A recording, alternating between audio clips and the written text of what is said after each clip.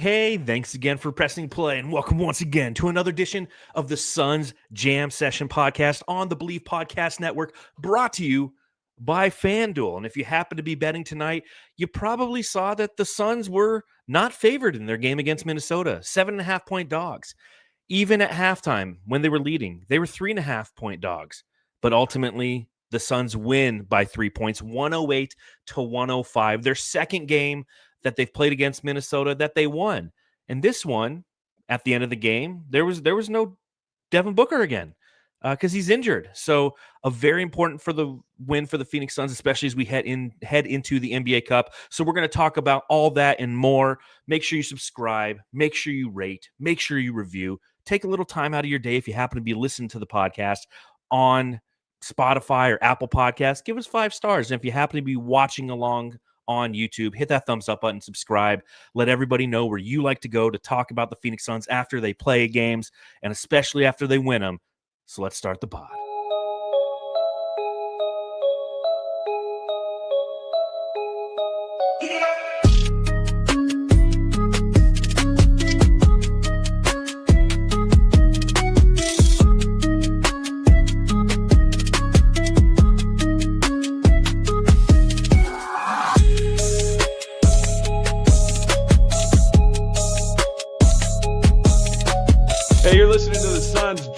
Session podcast, shooting the shit about the Suns since 2019.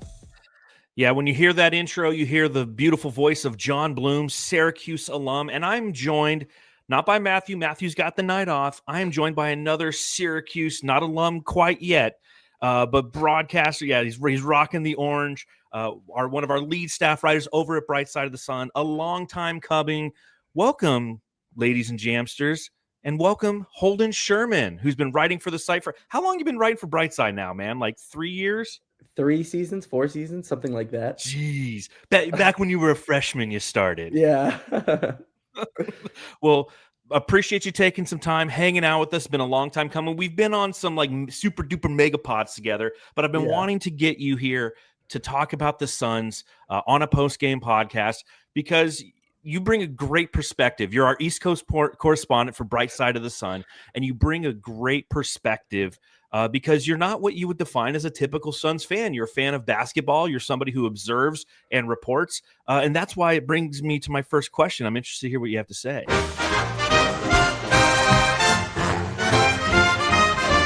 Matthew, I've got to ask. So, Holden, I got to ask. 108-105. How important was this win for the Phoenix Suns tonight? Well, it is December, so no win can be too important. But what I will say is that it continues to emphasize what people around the league and what Brian Gregory and Suns management have been trying to do, which is set an identity. Dillon Brooks, he was questionable for this game with the Achilles soreness. Clearly down the stretch, you could see his energy starting to wane, but it didn't matter. The Suns had 6 people in double digits today. Jeez. So I'm sorry. Some of these comments are crazy. So I'm just getting used to it. Some of these comments are crazy. It continues to establish an identity, right? Top scorer out, probably second leading scorer. Jalen Green continues to be out, but it doesn't matter. There's this comfort almost with this team, which is so crazy to say because of how the team's played the last few years, that you kind of believe in them down the stretch. I was watching that game when it was 105-99, and I'm like, I think the Suns. Whoa. Holden got disconnected mid-sentence there, but you know what? I've carried this pod solo, and I'll carry it until he comes back. This was a hugely important win for the Phoenix Suns because we have the NBA Cup in a couple days against Oklahoma City, and that's a game we could potentially lose. And then after that, what happens? We play the loser, if we lose against Oklahoma City, of the Lakers and the Spurs, right? And so that's not going to be an easy game either, especially considering like Devin Booker's still injured, Jalen Green's most certainly injured, and who knows what kind of things will pop up on the injury report tonight, right? Even in this game, Dillon Brooks had an Achilles soreness and was questionable to play. So you entered this game with an aura of mystique about what we're actually going to see, because this is the first time I feel like we're playing against a team that we could actually compete with Friday against the Rockets is just a different level. And ultimately, you question whether or not you would have the ability to compete against this team, and compete they did. And as Holden was saying, this is just a further fortification of everything that Brian Gregory has tried to institute and told us he was going to institute. And I know how hard it is for us to be forgiving, and how hard on Brian Gregory collectively as a fan base, but we were, because ultimately what happened when Brian Gregory took the reins? Oh, Michigan State guy, but he doesn't know what the fuck he's doing. He just knows a guy. That's why the fuck he's here, right? Yeah, that's why he's the fuck. No, he came in here and he's walking the talk. And I think that that's what's so important about this team, is the fact that they can walk the talk. Holden, you're coming back. I see a black screen. There we go. Can you hear me over? I can. All right, perfect. Hey, listen, every time somebody comes on the pod for the first time, their connection cuts out. It's literally like, it's a tradition. So I'm happy that you kept the tradition alive. It's like clockwork. So yeah, I was just, kind of fortifying your point right there that, with these upcoming games ahead of us, it's like last Monday when we played the Lakers and Devin Booker went out, right? Winning that game was huge because you knew you had Houston on Friday. Winning tonight was huge because you have OKC and either the Lakers or Spurs after that.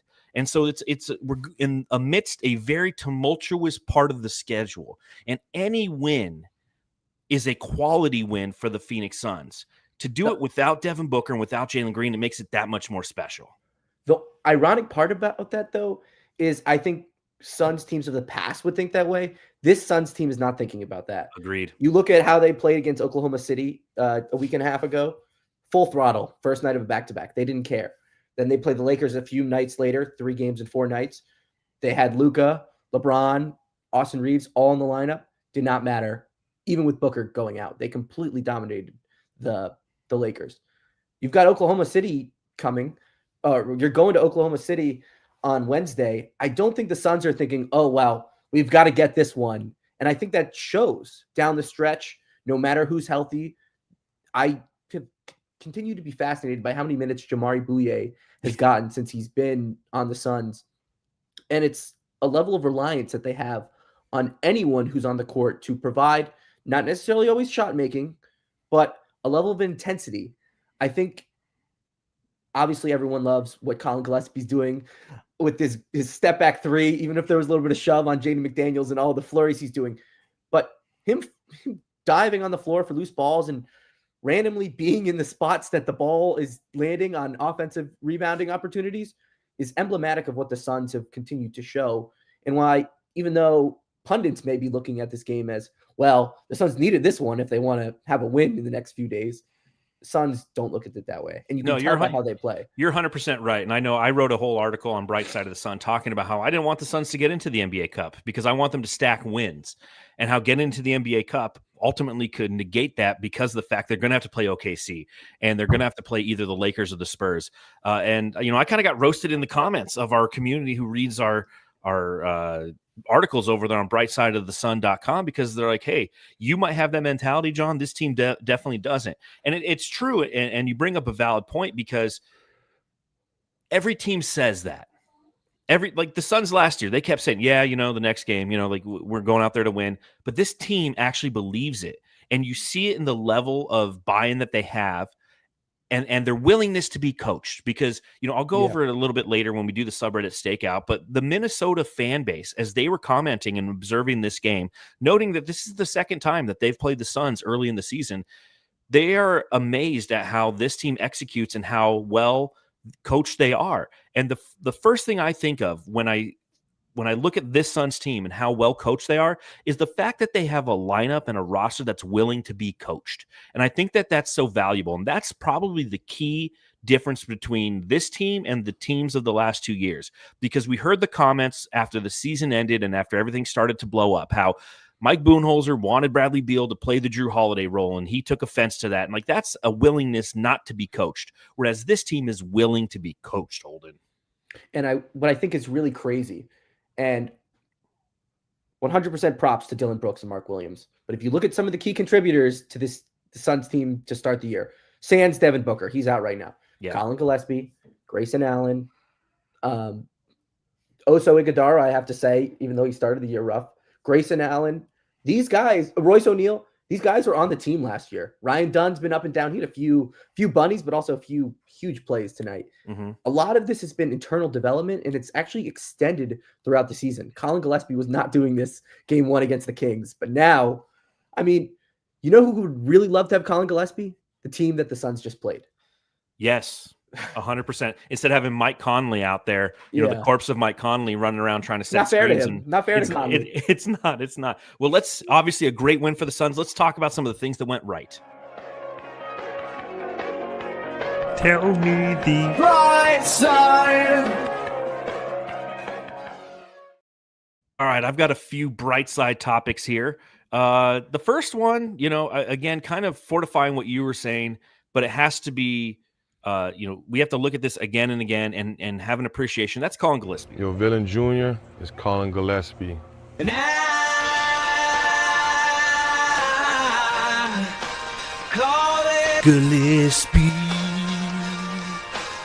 Now, we knew in this game, the struggle down the stretch was going to be real because you feel not having a Devin Booker out there. You feel not having a Jalen Green. You feel not having somebody who can bend the defense to their will or at least generate enough gravity to hold that defense accountable. And in that fourth quarter, the Phoenix Suns scored 24 points. Collin Gillespie had 11 of them. He was 3 of 6 from the field, 3 of 4 from beyond the arc. He had 2 assists, and he had a rebound. But on the night, overall ends with what? 19 points? 19 points. 11 of those. 6 rebounds and 4 assists. And 11 of those came in that fourth quarter. I mean, what he brings to this team, as you mentioned, teams around the league, and they were, I assume you watched this on the Peacock feed, right? I mean, they were singing his praises about how he was a two-way contracted player, and look what he's doing now and how he's affecting the game and the toughness and the grittiness that he plays. But you take a look at how he operates and what he can do, it allows Jordan Ott to gamble with things, to look like a mad scientist. Because when you look at a lineup that's got Gillespie, Goodwin, Bouye, Dunn, and Oso, and they open up the fourth on a 7-0 run, just like you drew it up, Holden, just like you drew it up, it's all because you have the steady hand of Gillespie out there. I think Jordan Goodwin deserves a lot of credit, too, for everything that Gillespie's done, because he's been an extension of the energy that Gillespie's emitted when he's been out of the game. I think Bouye, Gillespie, and Goodwin are all examples of what this team is trying to define. It doesn't matter who's on the back of the jersey. You're just going to go out there and just really care. And I think, you know, there was this viral clip yesterday. It's football season, of course, of why Vikings players had such a great tenacity and effort yesterday versus the Commanders. And it was, what would your high school self feel about how you're playing right now? And do I think that people inside the Suns world actually think, well, we're going to hoist our first Larry O'Brien this year? No, but it's about building culture. It's about building identity. And that was started when Devin Booker signed the extension and they were all out in Vegas celebrating, creating a collective unit. We just didn't know the level of talent and the level of tenacity and passion this group had until we've started to see it evolve throughout the season. And it's part of that defense. I mean, they held the Minnesota Timberwolves to 21 points in that fourth quarter. That's why they won this game. It wasn't because they were shooting lights out. It's because their defense in the middle part of that fourth quarter stepped up, and Jordan Goodwin was a part of that. I mean, you can't really give somebody a ton of credit when Anthony Edwards goes off for 40 and shoots 15 of 21 from the field. But Jordan Goodwin looked solid and was just enough of a pest and deterrent like the rest of the team. They swarm, right? They're like a beehive, just swarming constantly and consistently, stinging the opposition and really making life hell for them. And some teams are allergic to those bee stings, and it looks like Minnesota's allergic early this season to what the Suns provide. Tell me the bright side, Holden. What else did you see that went well in this game for the Suns? I want to stay with the football analogy. So, like, just as long as we're not talking college football playoff and Notre Dame getting fucking cornholed by the committee. Okay. Why can I talk about Notre Dame when I go to Syracuse and you guys just destroyed us? Exactly. Why could I do that? What did Miami do to you this year?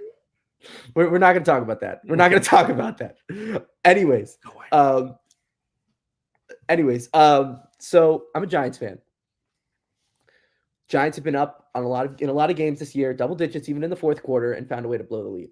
As a Giants fan, you feel like it's going to happen. Like outside of the Broncos game where I was just stunned because the score was 19-0 going to the fourth quarter and then 26-8 with like 5.5 minutes left. I actually felt like the Giants had a good chance of losing all those games. And then they did. When it was 105-99, I was like, the Suns are just going to figure out a way to win this game.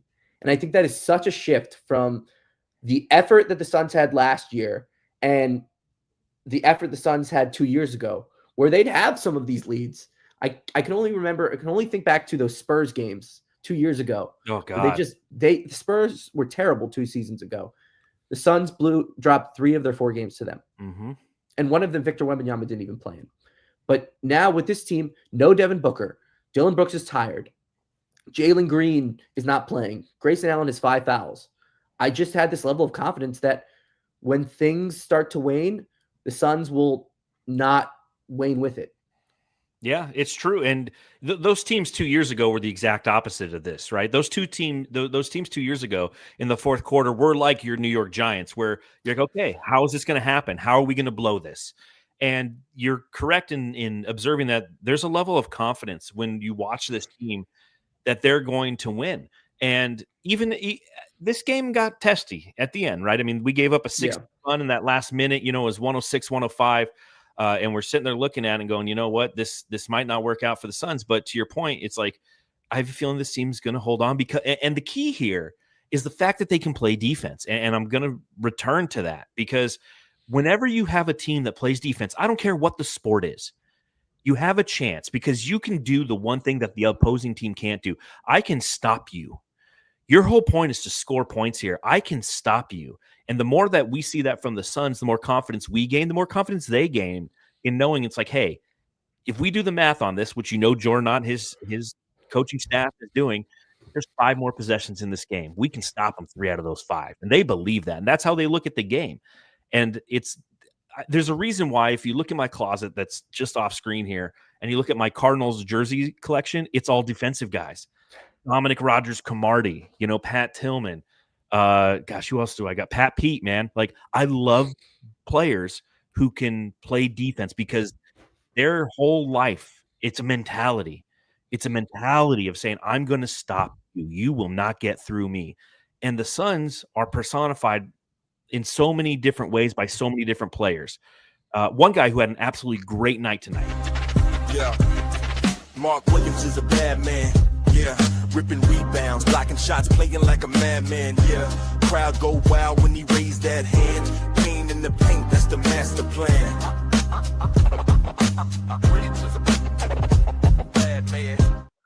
Williams led all scores with 22 points, all Sun scores, that is, with 22 points. He was 7 of 9 from the field, 7 of 9 from the free throw line. He had 7 rebounds, 3 on the offensive side. No block shots for him tonight, but he had probably the most important play. He got a rib shot from Rudy Gobert, who's a dirty fucking player, has always been a dirty player, acts like he's not a dirty player.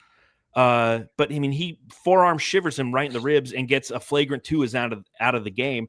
But what Williams' impact was tonight was an offensive valve that the team definitely needed without Booker and Green, strong downhill attacks, and quick, clean decisions as a passer. I mean, he also had 3 assists.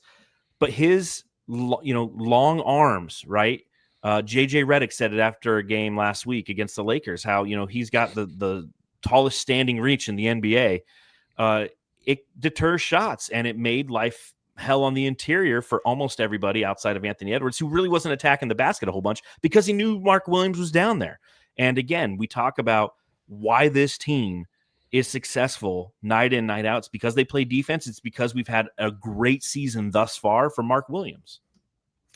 You forgot that he was a floor spacing demon tonight as well. It's true. Yeah, hit that 3-pointer. First 3-pointer of his entire career. Way to go, Marky Dubs. Look, they were talking about it on the broadcast, the Peacock broadcast. The Suns have done a really good job of managing him throughout the season. I think that's why you've seen his defensive impact be larger than it was in Charlotte his first few seasons. The Suns, Anthony Edwards had huge games both times these teams have played, but everyone else was kind of quiet. Like I've got the stats right up next to me. Randall only 11 shots. Rudy, he got Rudy out of the game, and I really liked what the Peacock broadcast was saying about kind of being tactical. He really did sell that shot. Now, was it unnecessary? Was it in the air? Was it typical for Rudy Gobert? Absolutely. But that's being tactical. That's also coaching too. That's being smart. That's knowing how to stay inside the box while playing outside the box. So his impact and also just how much of a rock he's kind of been is something the Suns haven't had a lot. And his availability inside when people are throwing him lobs, he's always there.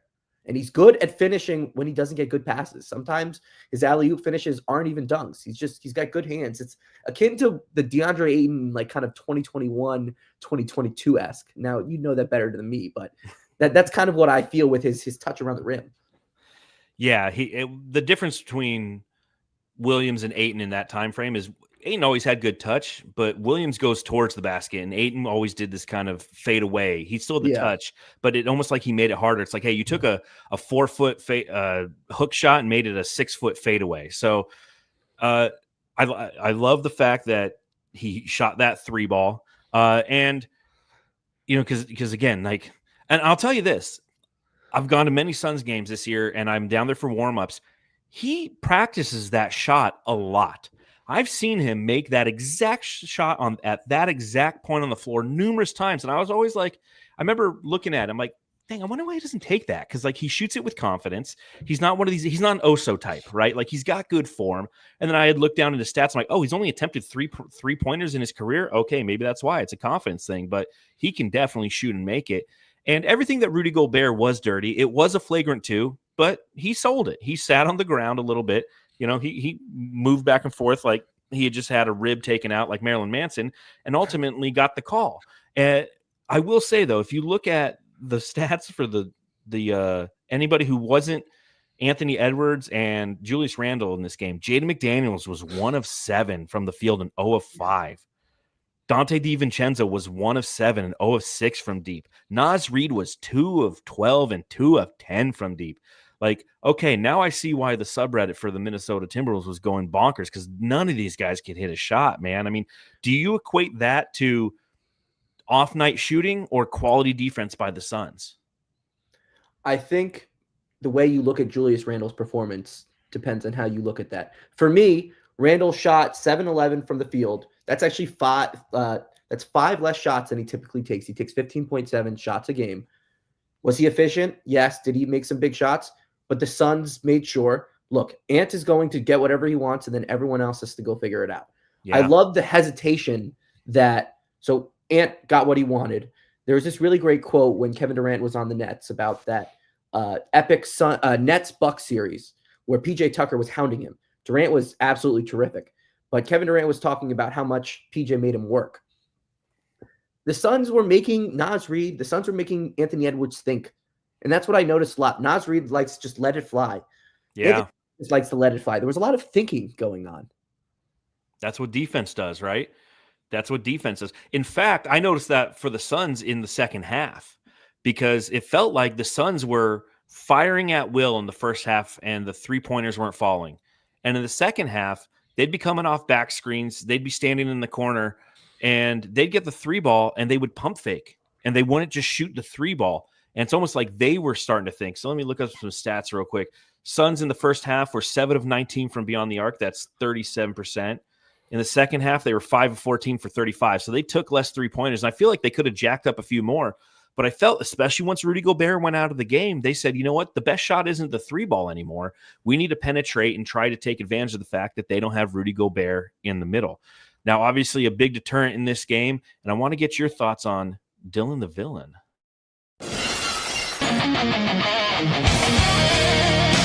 Dillon, the Villain.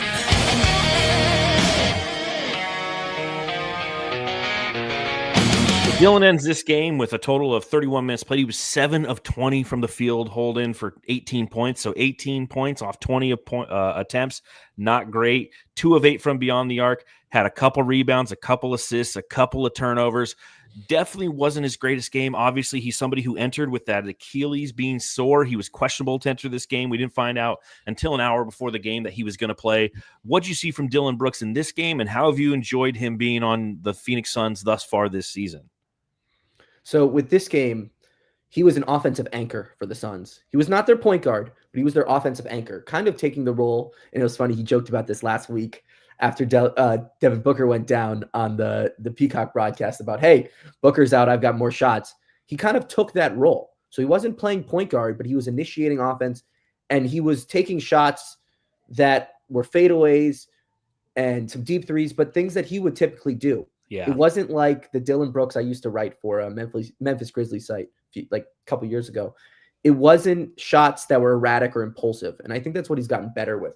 Even though he shot 7 for 20 from the field, this has been a very strong season for him efficiency-wise. And it was I found this to be absolutely fascinating. Draymond Green is one of my favorite podcasts.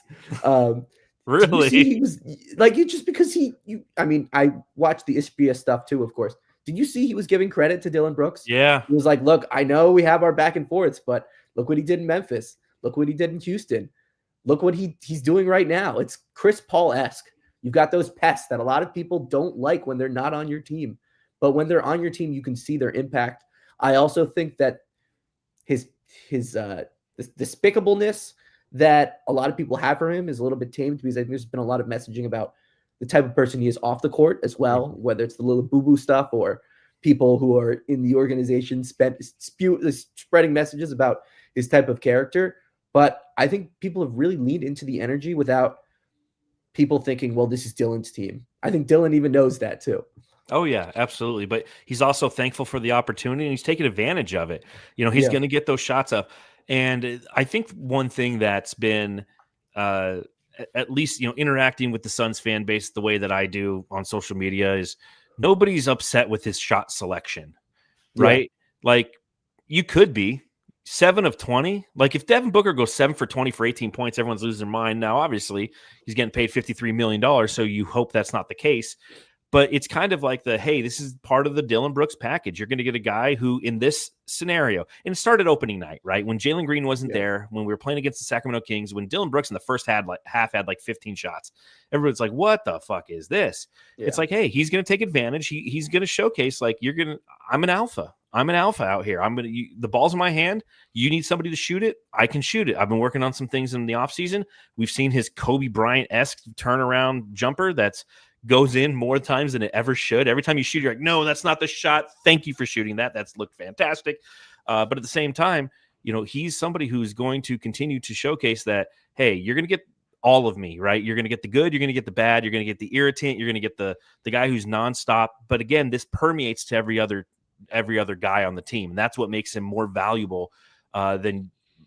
And I think a lot of people are understanding that, because again, as Draymond said, as multiple people have pointed out, it's like, hey, every team he goes to gets better defensively, like pre-Memphis, post-Memphis, pre-Rockets, post-Rockets, pre-Phoenix, post-Phoenix.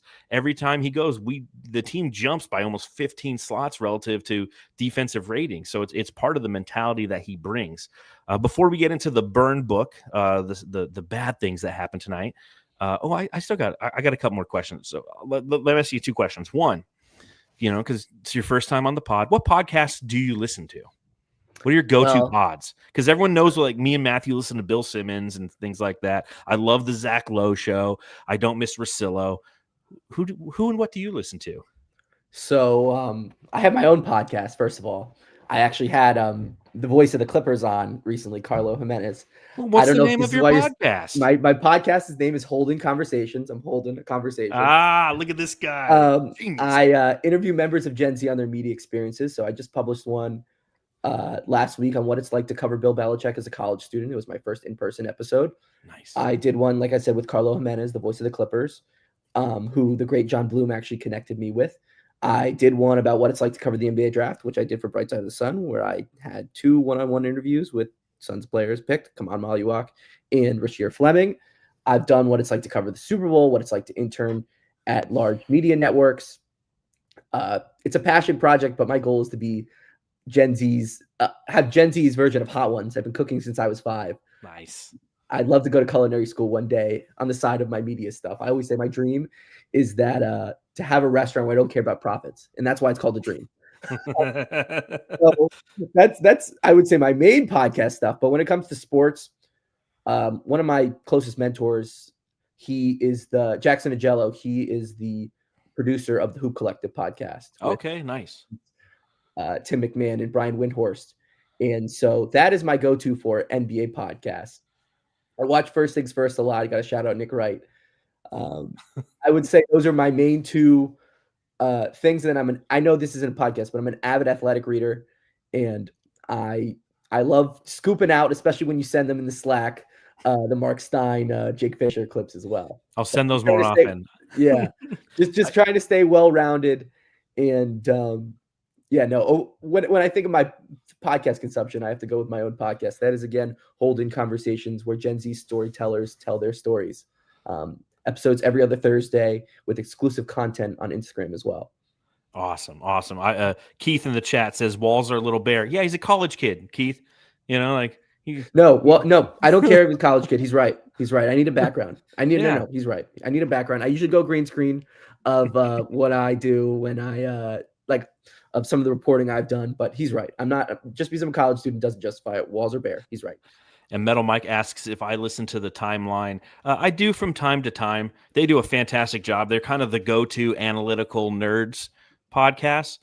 So it's always good to hear a different perspective, but sometimes I try to avoid listening to other Suns podcasts. One, because of time, I'm listening to other stuff and I don't need to hear things that I've already kind of observed. And two, I don't want to kind of steal their takes. I want mine to be original and not influenced by others. All right, let's talk about one thing I want to say. Fire away. Speaking of podcasts, Cam Johnson now hosting the Old Man in the Three. Yes, I'll listen to that for sure more. He's I was fantastic. Gonna say, kind of in Suns world.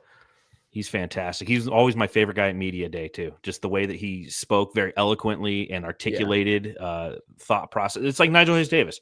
Nigel Hayes-Davis was great this year. Too bad it didn't equate to good basketball on the court. The Suns Jam Session. Burn book. The Suns Jam Session. Burn book. All right, I don't have too much here. It was a great game for the Suns.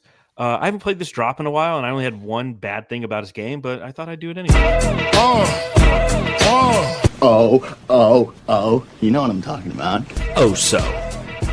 Igudoro.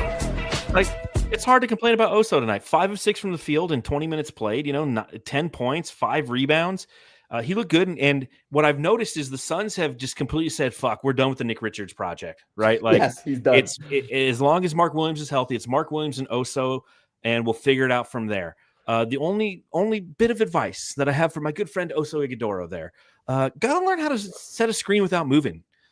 He has 9 offensive fouls this year, and I swear every one of them are on moving screens. It's the one part of his game that really drives me nuts because they're momentum killers. The Suns will get a rebound, they'll be moving in transition, he'll go to set a screen, he just doesn't get set, and then boom, it's an offensive foul. So not a whole lot on the burn book as it pertains to Oso. What could the Suns done better? What did you see tonight? I wrote about this in the game preview. Oh, let me play his drop. Hold on. Let's see here. Let me tell you a little story about a guy who shoots threes. Everyone hates him because he's a dookie. He's pretty underrated if you're asking me. His name is Grayson Allen. I haven't played that one in a while. Yeah, so what'd you see from Grayson? Because you're right. Just continued inefficiency. He was getting to his spots more. There was this shot in the second half where he kind of looked like the Grayson before the quad injury, but he just isn't fully there yet. And I think that's what makes this team so potent and also helps Royce O'Neal be the Royce O'Neal we saw to start the season. Now, Royce had a huge game today. He had a donut last game against Houston. Yeah. Royce was really big, but I think Grayson can be kind of that connective tissue. And it will be interesting to see, and we've talked about this on brightsideofthesun.com. It'll be interesting to see what the Suns do when Jalen Green gets healthy, assuming everyone else on the team is also healthy. Because in the one game that everyone was together to start it, you had Devin Booker, Grayson Allen, Jalen Green, Dillon Brooks, and Mark Williams. Has Collin Gillespie inserted himself to a point where he has to be in there? We don't know the answer yet. He might go to the bench and just be like the Naz Reid of the Suns and just be a sixth starter in a lot of ways. Or like an Isaiah Hartenstein, Cason Wallace situation where it's matchup dependent. But I think with Gillespie playing so well and Grayson continuing to kind of struggle, now obviously he probably is just getting his legs under him, I would expect. I think it's just something to note. He was shooting like 30% from the floor, and he had taken 14 threes heading into tonight in his 2 games back since his quad injury. He missed one of them. He missed the Lakers game due to an illness. Mm-hmm. He shot 3 of 14 from beyond the arc, and today he shot 1 for 8 from behind the arc and 5 for 16 from the field. Yeah. Efficient Grayson needs to return. Now, obviously, as you mentioned, returning from injury, getting his legs underneath him, and just finding himself again in this offense, because, again, this offense is very different when he's returning and there's no Devin Booker, because that's how he thrives. And they're relying on him to be a little bit more of a ball handler and a shot creator versus just be a spot-up three-point shooter since he's returned. And you've seen how – he's taken on the role. He's attacking the basket. But when he gets his opportunities from three, he is not taking advantage of them. The great thing is a game like this, you score 108 points, you win because your defense – and Grayson Allen has a shit game. Yeah. You know that's not going to be the case the majority of the time. Grayson Allen, for all that he is somebody who's fairly consistent shooting from beyond the arc. He's a 40% three-point shooter. He has been since he came to Phoenix. So it's great that they're not only winning games, but they're doing so while he tries to figure himself out, because, yes, he needs to figure himself out. Another guy who I want to get your thoughts on, Ryan Dunn. Dun, dun, dun, dun, dun, dun, dun, dun.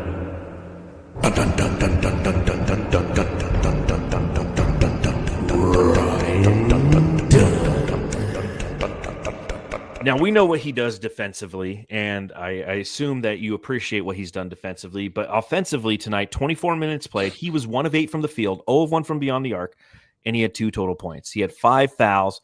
He had the 8 rebounds, 3 of those on the offensive side. He had 4 assists, but he missed the 2 bunnies.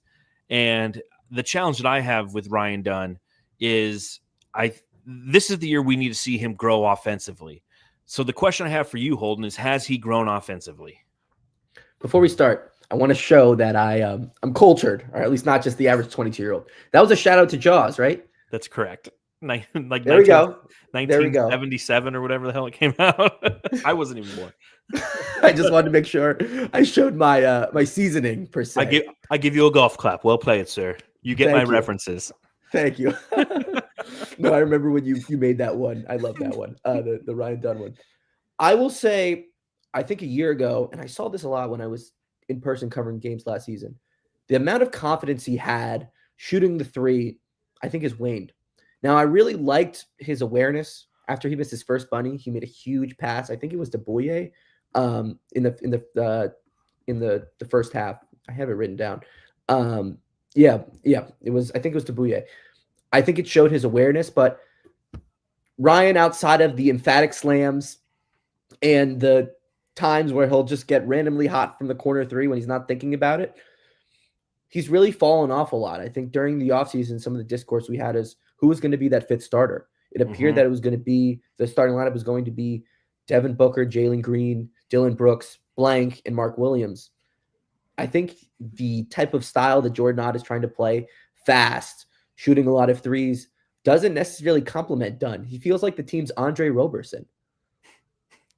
I like it. Nice poll. Yeah, he's showing my versatility. Going back to the 70s and now 2010s. But you're not wrong there, because obviously what Ryan Dunn brings defensively is length, versatility, lateral quickness, the ability to close out, the ability to block shots, the ability to grab rebounds. He's one of our better rebounders. But the challenge with him, we knew it coming into this year, how would he grow offensively? Because last season he had a rough go of it offensively, right? He's somebody who, you take a look at his numbers, and I'm trying to stall here because I'm like trying to pull them up smoothly. But last year, 31% from beyond the arc.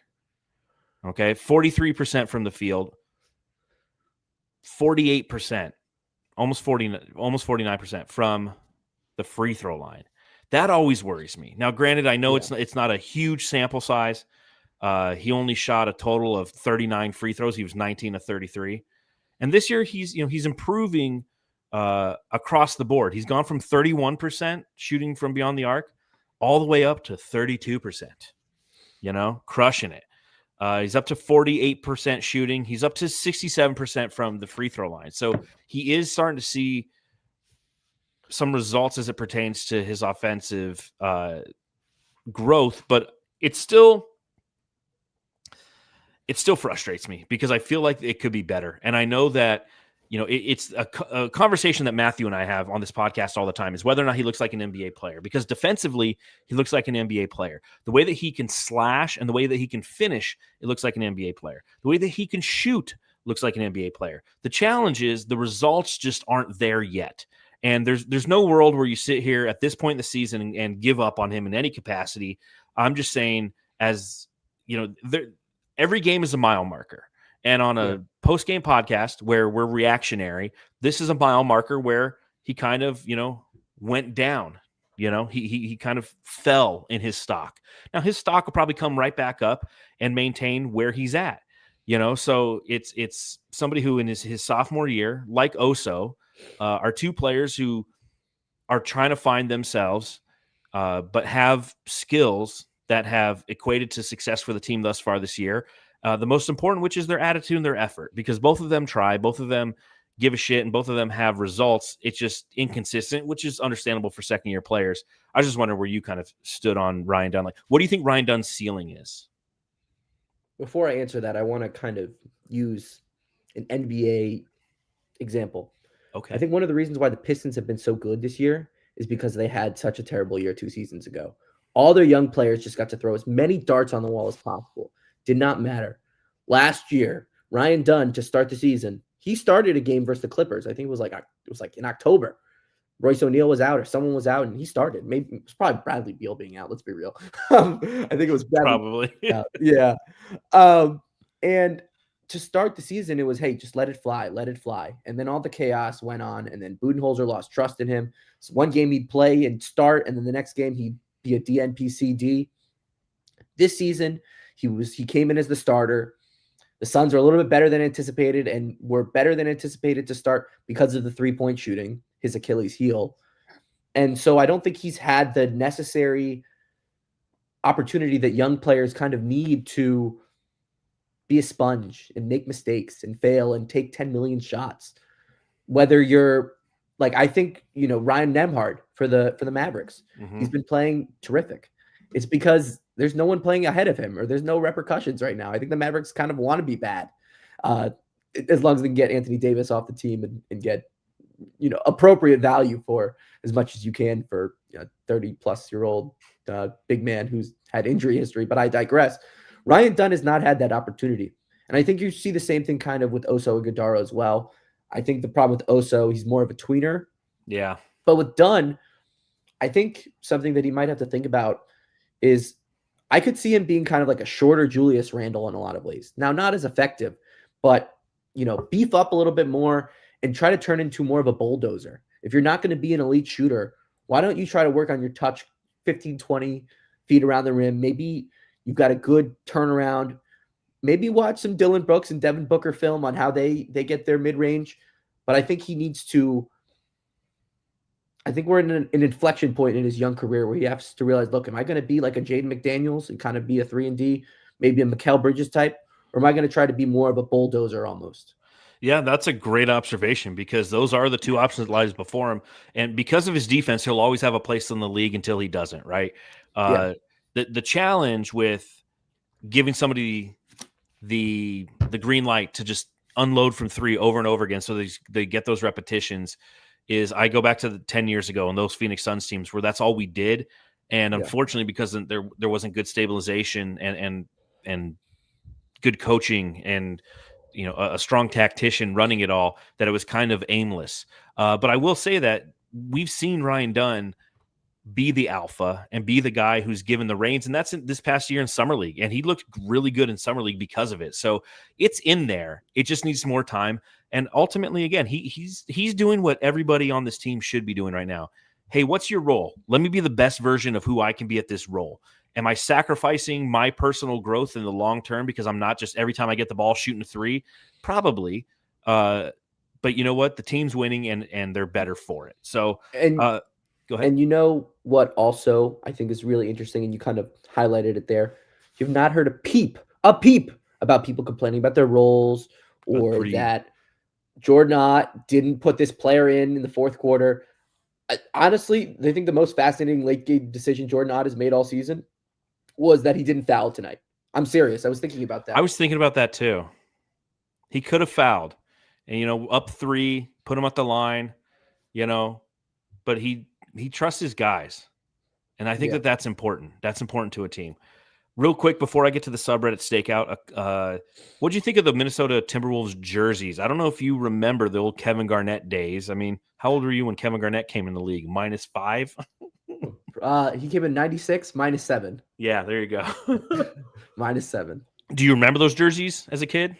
I mean, I played 2K, so of course. Hell yeah. I love those Of jerseys, course. man. Those Minnesota Timberwolves jerseys, although just like the old 76ers jerseys that are out there right now, I like the blue version more than I like the black version. Everybody always says black looks better, and they're not wrong. Like even those lame Phoenix ones that we have, the statement editions that just say Phoenix across the chest, they look good because they're black, but there's something about those blue Timberwolf jerseys that I really like. But what do you think seeing those old jerseys, seeing Ant wearing number 5 and the old Kevin Garnett jerseys?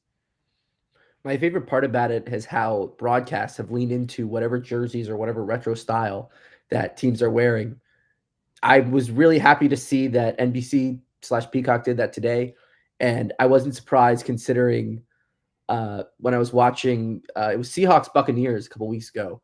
Oh, that was so beautiful. CBS did the same thing. Oh, that was great with the old creamsicles and the old Steve Largents. Oh, those were great. See, I even did it here on the pod. I even updated my little score ticker thing to reckon. I did that at halftime today. It was also kind of like we've all leaned into this like minimalist mindset as a society. Yes.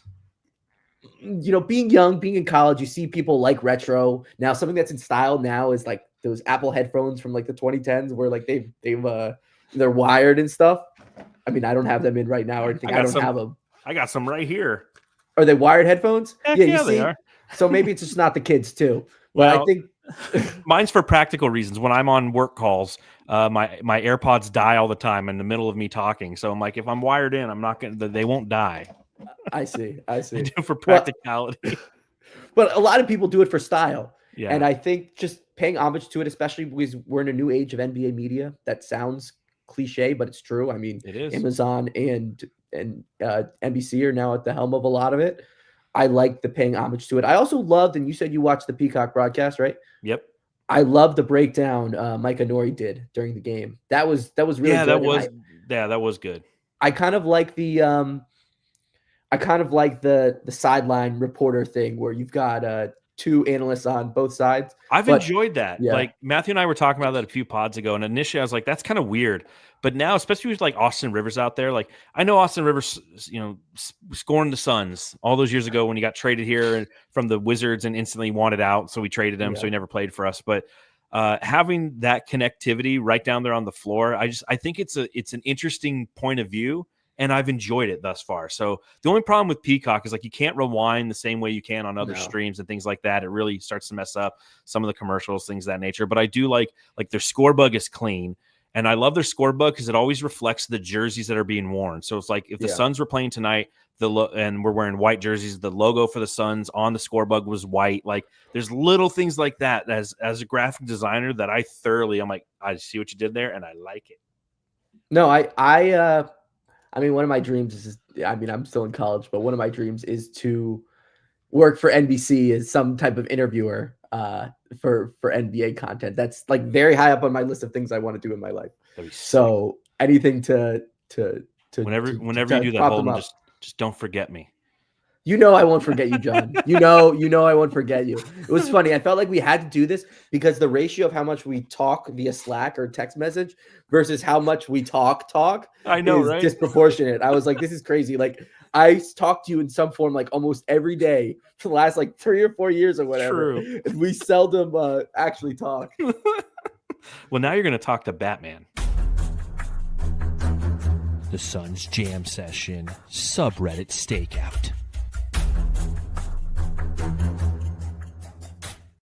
Please tell me you've seen the pod before. This is always so. I'm gonna have at some point Gerald Bourguet is gonna come on the show and do a post game pod, and I don't know how often he's ever watched our podcast because he always did post game pods with the PHNX crew.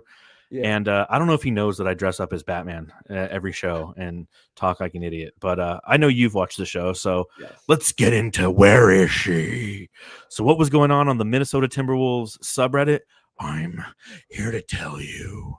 First time I've watched a game on Peacock, and this is an absolutely garbage broadcast.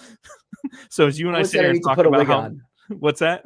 Someone said I need to put a wig on. Oh yeah, I mean that's kind of yeah, Keith. Oh yeah, I forgot that this is brought to you by nettlesair.com. If you need a unit, we've got you covered. Nettlesair.com is where to go, brother. Call 623-444-48. Nettles Air makes your home feel great. Woo! Thank you, Keith Nettles. Dylan is a damn jack. My goodness. I don't know what a damn jack means. Any idea? Jackass? That's I guess. Maybe they just didn't type out ass, but why the fuck is Allen getting layups? It's got to be hard to be a Suns fan, having two of the biggest chodes in the NBA on your roster in Brooks and Allen. The Suns play so damn hard. Just an annoying team. But I wish the Wolves gave effort like the Suns. It's been the best part about doing subreddit this year is like seeing opposing fan bases who over the past 2 years have, and I've seen it in their subreddits during that time frame, just laugh at the Suns, make fun of us. And now all of them are like, it's like this level of respect because they're like, you know what? This team might not be talented sometimes, but man, they hustle. And you see it night in and night out. Then you got Ryan Dunn is ass. Grayson Allen belongs in jail. And here this fortifies what I just said. Suns went from a disaster to a competent offense with a new coach. I'm just saying. They're very anti-Chris Finch there. I want to say something about one of the subreddits you just talked about. Please. I think if one organization was going to talk about the poor effort that the Phoenix Suns have over the past few seasons, it would be the Minnesota Timberwolves. Why is that? And tonight, two best players out with injuries. Your third best player has a sore Achilles and doesn't have a good game. And probably your fourth or fifth best player, Grayson Allen, has a terrible game. And you still win. I think I like to call it, me and my friends, if a team has a win over another team where someone's hurt or they're on a back-to-back, we call them Mickey Mouse wins. Paying homage to the NBA bubble, of course. Mickey Mouse wins. Because I forget who it was, but some media person probably said like, oh, the Lakers bubble was Mickey Mouse or something like that. Oh, yeah, because it was in Orlando, home of Disney World. Yeah, exactly. This was a real win. And it's their second in 3 games. A real win. I think it was you or Brandon was talking about no moral victories. This was not a moral victory. This was a W in the win column. Yeah. Yeah, I'm one of those people when I write, I try not to go down the moral victory mantra too much because it's not quantifiable, right? Like a win is a win, right? You can quantify a win because it's a tick in that column. But a moral victory, like I like to call them encouraging losses, which is probably a pussy way of saying the same thing. But I don't like saying the word victory. And I've written about that, which game was it? There was one that I can sit that you could call a moral victory, even though it wasn't. It was the Thunder game. Yeah, the Thunder game. Exactly. I was like, that was an encouraging loss because we're playing against the best team, and somebody's like, don't be a pussy, man. Just call it a moral victory. Call it what it is. I'm like, but it's like, I don't know. I don't like saying the word victory. You know what it is? What is it? You know what it is? Josh Allen in this mask. No. Josh Allen beat the Chiefs until there were 13 seconds left. Joe Burrow actually beat the Chiefs. Yeah. And people treat those two things differently. Joe Burrow is not going to make the playoffs for a third straight year, but he's the guy who beat Mahomes. And so when we talk about Burrow Lamar and Allen, who was the biggest competition to Mahomes, the guy who actually got the victory holds the spoils, or Victor goes the spoils, whatever the saying is. And Josh Allen, you don't sit there and be like, well, that was a moral victory. It's like, no, that was a loss. No one's like, wow, the Bills got their 17th straight win against the Chiefs in the regular season. Like, it's about what matters, the wins and losses in the postseason. I think that when you look at the standings at the end of the season, you go back, you don't sit there and count your moral victories. Now, granted, you could define something as a moral victory, or as I like to say, an encouraging loss, if they go on a 10-game run afterwards. If that was an inflection point in the season where it's like, oh, hey, we lost by 4 to the Thunder, but we rattled off 10 against unbelievably tough competition as a result. Like, then you could go, okay, that was a moral victory because it led to more victories. But it was just an encouraging loss. It was more of a, hey, this team can compete against the best in the NBA. They have the attitude. They have the grit. They got Mark Daigneault sitting there saying, you know what, that team's pesky and that team's relentless, and they don't double you like most teams do. They play you straight up, but they can still play you with that tenacity. And you go, you know what, that's encouraging to hear. Let's see more of that. So it also is question answering, I like to call it. I after every game, I write questions out about what I'm curious about, what I want people's thoughts on Twitter. Yeah, I do love that. Keep the mask on. We're good with it. I still got more to talk about on the subreddit, but it's a good conversation. Yes. The first game of the season, Suns were down 20. Can the Suns come back? Can they not get down? They came back. How are the Suns going to respond when they blow a big lead? I think one of the fascinating points of their game against the Timberwolves the first time around is they were up 54-36. And and also right before that, the Hawks, like they were up 22 in the fourth. They lost the Hawks. They came back the next night, 2 nights later, and spanked whoever was next on the schedule. And that was important. Yeah. How do the Suns respond to certain situations? How do they respond after they blow a lead and lose a game? How do they respond after they blow a huge lead in a game and they have a chance to come back? Well, they showed that against the Wolves the first time around. How do they respond on a national primetime game without their 2 best scorers? Well, they won the game and they controlled it throughout. Yes. Minnesota had a lead late in the third quarter, but didn't feel large. The Minnesota Timberwolves led for 1 minute and 21 seconds in this game. Where'd you get your stats from? You're good. I'll tell you offline. Okay. I'll give you the username and login. All right. Oh, thank you. Dillon Brooks is an annoying player, but he's smart with how he rage baits the energy and brings the energy. It's undeniable. And then there was the Rudy Gobert play, the one where he had the forearm shiver into Mark Williams's ribs. What did the Minnesota Timberwolves fans have to say? I loathe when Rudy plays like a bitch. Would not mind a flagrant 2 here. Gobert is a bitch. They were just knocking Gobert the whole time. And then my favorite comment of the night happened in the second quarter. It said, this is against a depleted Phoenix squad, mind you. Once Phoenix gets healthy, it's pretty clear they're going to move past the Wolves in the standing. And somebody said, dude, it's only the second quarter. Well, it lasted the entire game. The Suns Jam Session Subreddit Stakeout.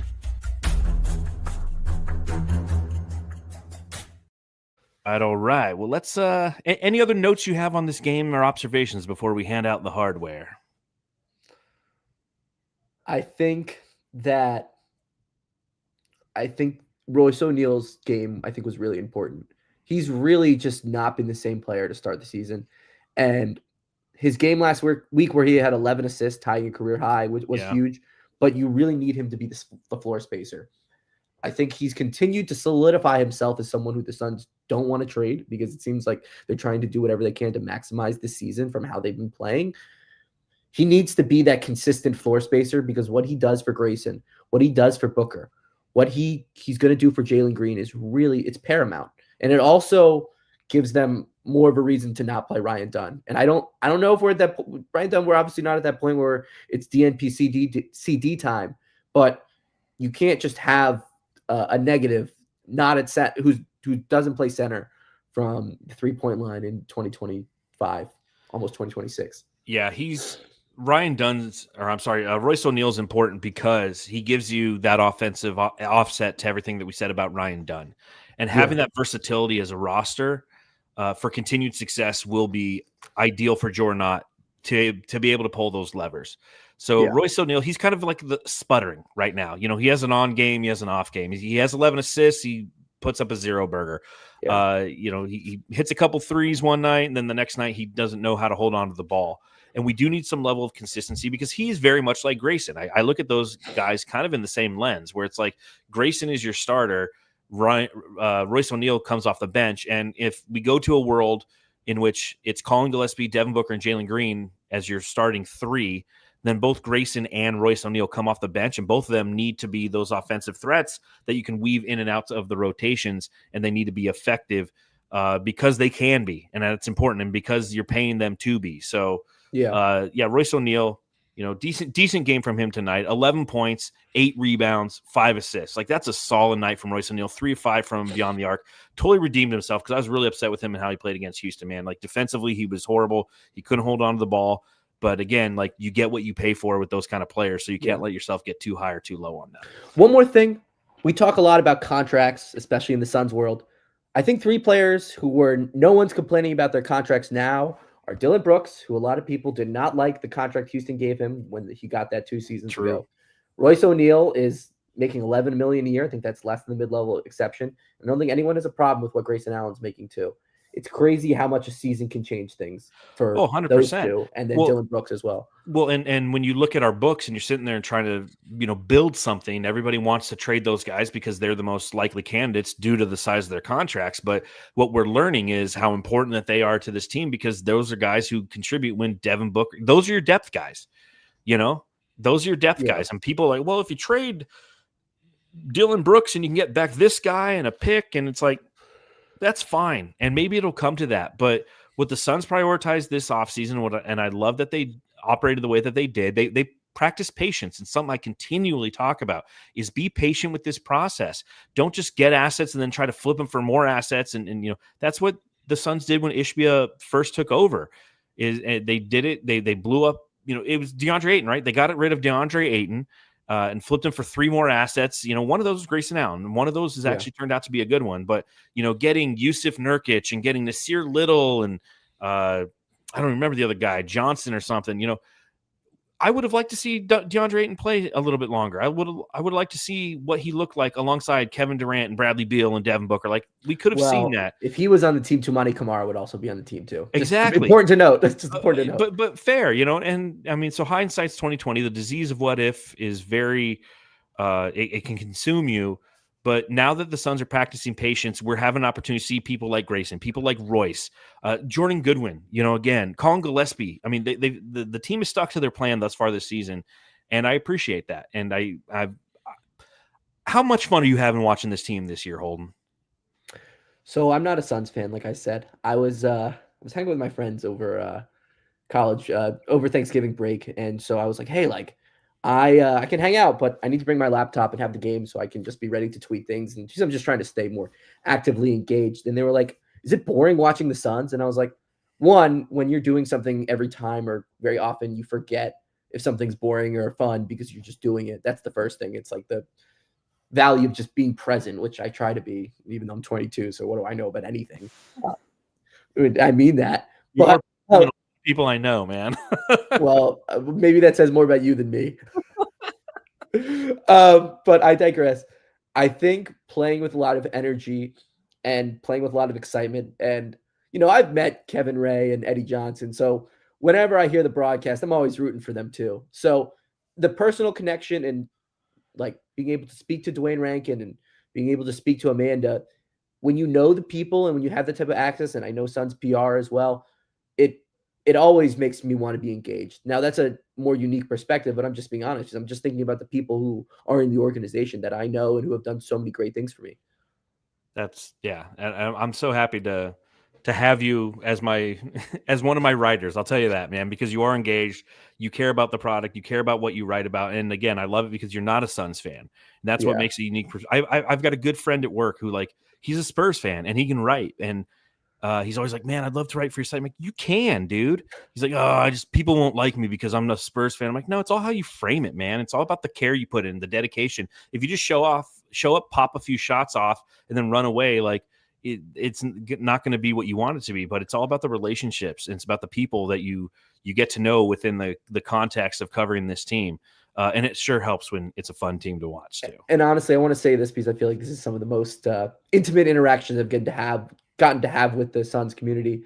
I wrote a piece that published on Thanksgiving about why I'm grateful for being a part of Brightside, and the comments not only made me smile. I don't send all of my articles to my family because honestly, does my family who doesn't care about sports really want to know if Jamari Bouye is playing in the fourth quarter? No, they don't. They don't. I don't take that personal. They just don't. But my dad found my article about why I'm grateful for Brightside. He sent it to everyone. He's like, Holden, this is the best thing you've ever wrote. And oh, nice. We got a $5 donation. Nice. Nice.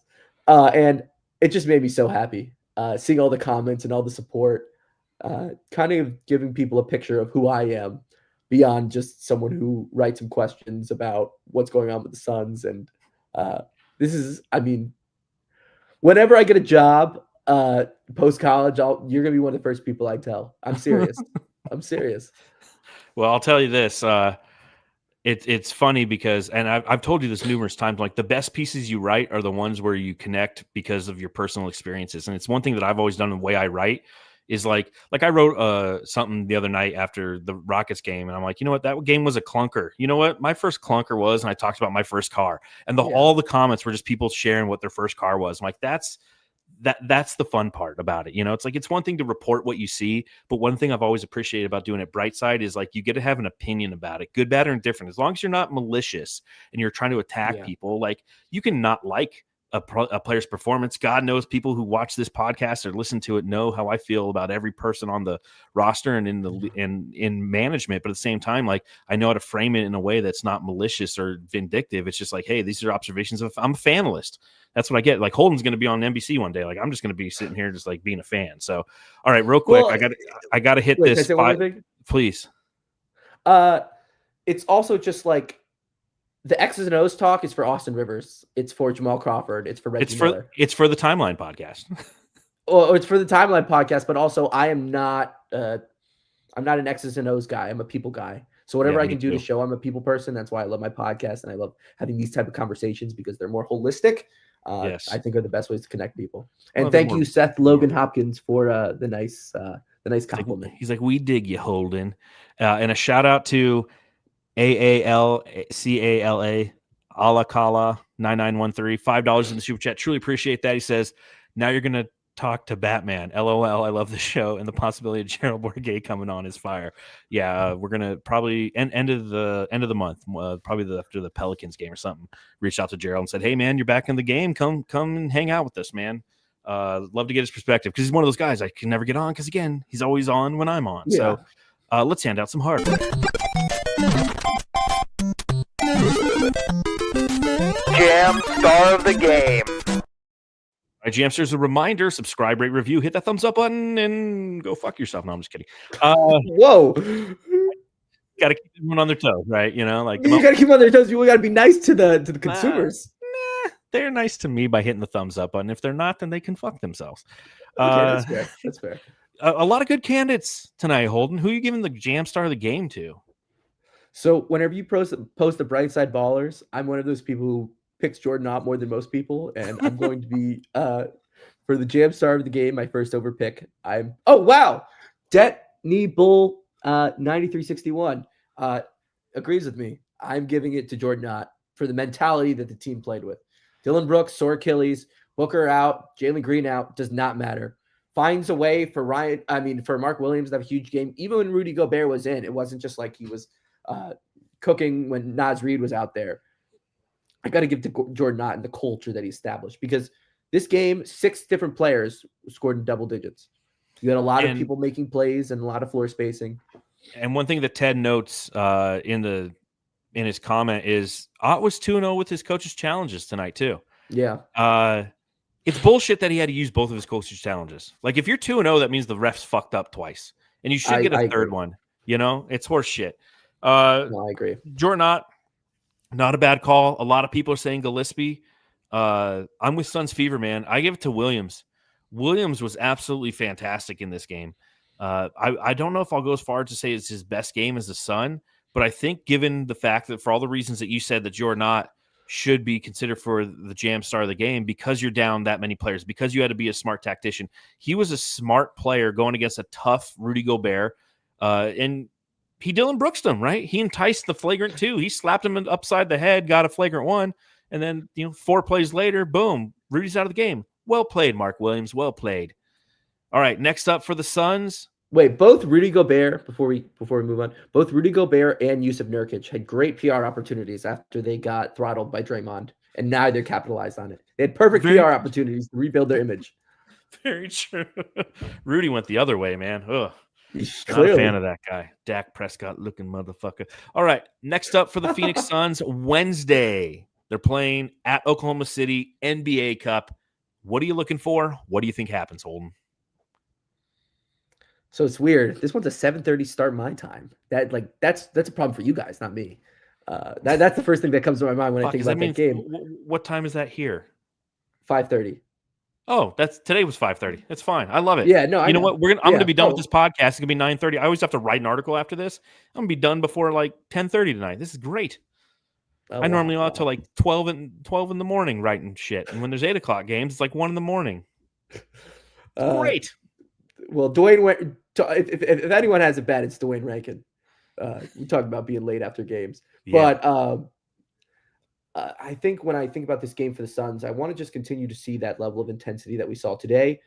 I don't expect that game to be as close as their first matchup, just because Devin Booker's not playing, and Devin Booker's really good at basketball, and Devin Booker's likely not to play. He could play. Yeah. I'm just gonna err on the side of I'm safety. assuming he's out. Too. Yeah, I'm assuming he's out. He could play very well. He could play, but I just want to see intensity, and I want to see Shai Gilgeous-Alexander play in the fourth quarter. That's really what I want to see. We made it happen last time. Yeah, Tim McMahon. He really needed to play in the fourth quarter last time. I think he had like 15 points. He had 37 points in the game versus the Suns. Tim McMahon on the Hoop Collective podcast that I previously mentioned, he's judging the Thunder's record by so what are they, like 22-1? Let's say Shai's played like 10 fourth quarters. The Thunder are 12-10-1 or something like that. If we can get into that middle column where Shai Gilgeous-Alexander is playing in the fourth quarter, I think the Suns can say it's a successful game. Well, I think I'm right there with you. Quarter not to keep his 20-point streak alive. Sorry for interrupting you. Oh, yeah. It's not to keep his 20-point streak alive. He'll do it, though. He can't not. The way that he gets calls is just ridiculous. And if you're on their home floor and they got the crazy fans there in Loud City on top of the refs, enticing every action, we will see him get to the line more than not. I just want to be entertained. That's the way I look at it, right? I'm very anti the Suns winning enough to get I didn't mind them winning. I was just hoping that Memphis would jump them in the NBA Cup standings, so we would get the Blazers and the Jazz like we did last year when we were the first team out. Didn't work out that way. Now we have a couple hard games this week as a result. We know what we're going to get from this Suns team. This team's going to be smart. They're going to be aggressive. They'll probably, again, they foul a ton to begin with. They're going to get called for even more fouls in this one because of who they're playing. But let's just go give them a run for the money. I like it. I like what Holden said. Let's get SGA playing in the fourth quarter. I think that's a win for the Suns. Now, game, let's go there too. I would fucking love that. Could we see? I think the Pacers making the NBA Cup Finals was helpful for them 2 seasons ago. They went to 2 straight conference finals. The Thunder, they got to the championship game as well. I think that helped them too. Obviously, we're very early in the inception of the Cup and its impact. But do you think this could be a stepping stone for the Suns and even any other teams, just to talk about the impact of the Cup? Is it a place where, okay, the Raptors, they haven't been good for some time. They could learn. Is this a place for the Suns, even though it feels so limiting? Because it's if there's one team where you can almost pencil in a loss, it feels like in the NBA, it's when you're playing the Thunder. Yeah. Yeah, it's a valid point, and it's something that, again, I wrote about on Brightside when I said, well, we're in the Cup, let's try to find the positive. That is the positive, is that for a team that's in search of an identity, right, or needs the confidence, that's what the NBA Cup does. It's galvanizing and it develops confidence, especially for those young teams that you mentioned. Because when the Lakers won the NBA Cup 2 years ago in beating the Indiana Pacers, it didn't matter because that was an old, decrepit team, and they hung a banner for it, but they weren't using it as a catalyst to improve. They were using it as just a part of their schedule.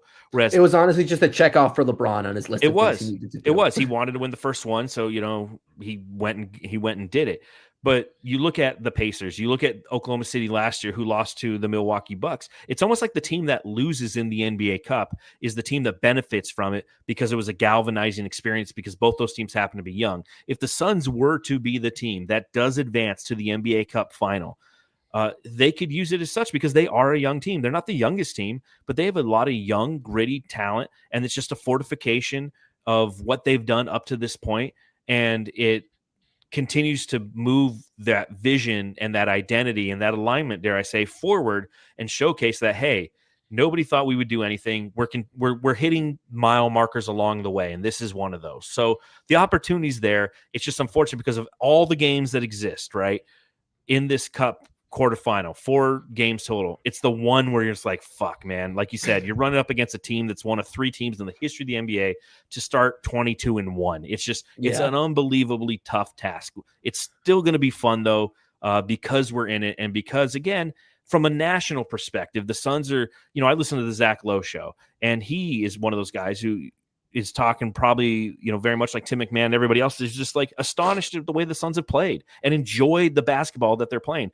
And coming into the season after that unbelievably depressing 2-year stint of like, who are we? What are we? Why are we? It's fun to be mentioned as teams. It's like, hey, you know what? They might not have all the talent, but they are fucking fun to watch and nobody wants to play them. That's what you want from your team.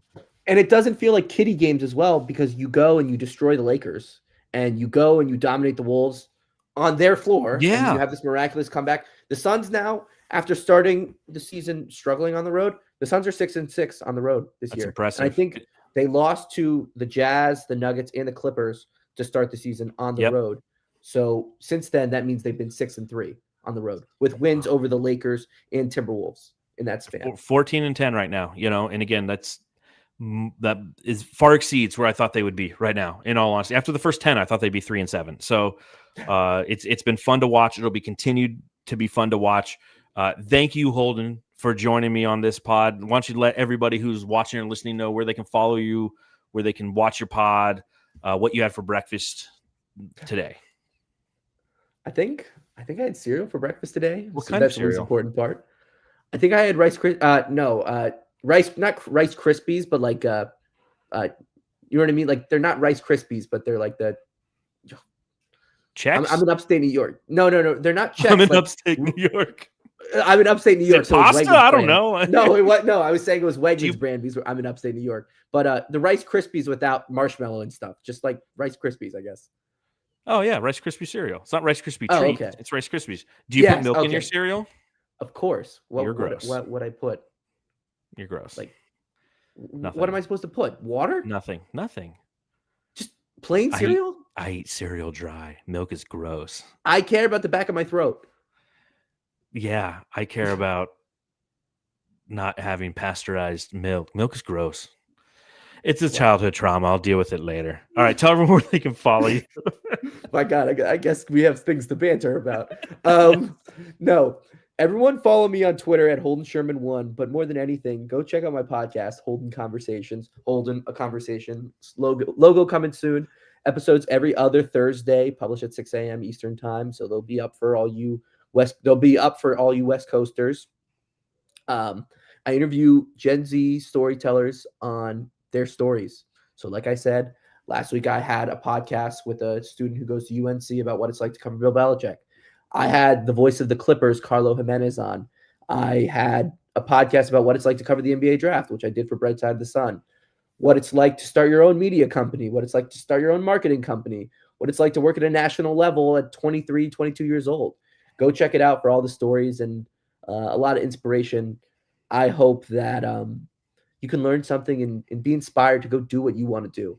Amen. I think one cool thing about media is people pursuing their passions. So I love highlighting that. Amen. Well, again, thank you ever so much for joining me, Holden. You'll definitely be on again. We got much more to talk about as the season progresses. Until then, you know where to find me, ladies and jamsters, at Darth Void on Twitter. You can read my writing at brightsideofthesun.com. And we'll see you on Wednesday night after the Suns play the Thunder. Until then, go home and love your family.